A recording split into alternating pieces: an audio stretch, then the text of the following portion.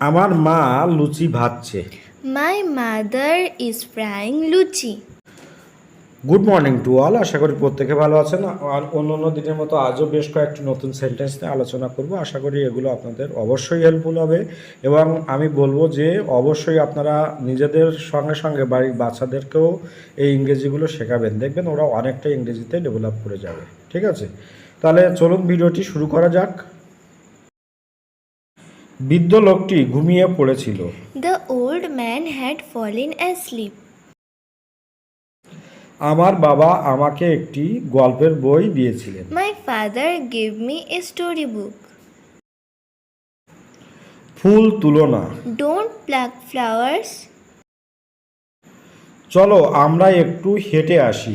Let us go for a walk. রক্ত জলের থেকে ঘন। Blood is thicker than water. Suman সত্যিটা জানে। Shumon knows the truth. জলই জীবন। Water is life. রথিনবাবু ছাত্রদের উৎসাহিত করেন। Rothin Babu encouraged the students. তুমি কি এটি জানো? Do you know this? আমাকে ছেড়ে যেও না। Don't leave me. এখন 5টা বাজে। It's 5 o'clock. ভদ্র হন।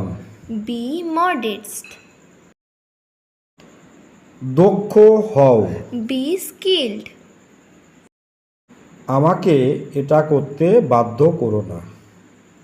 Don't make me try it. বক বক করো না। Don't talk nonsense. আমি কাশ্মীরের দৃশ্য দেখে অবাক হয়েছিলাম। I wonder to see the scenery of Kashmir. ইংরেজি হয় একটি বিদেশি ভাষা। English is a foreign language. Vidyasagar একজন সমাজ সংস্কারক ছিলেন।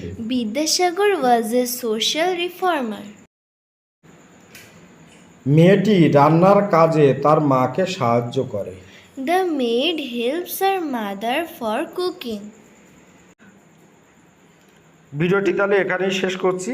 আশা করি আপনারা একটু হলেও বুঝতে পেরেছেন এবং এটা আপনাদের জন্য অবশ্যই হেল্পফুল হবে।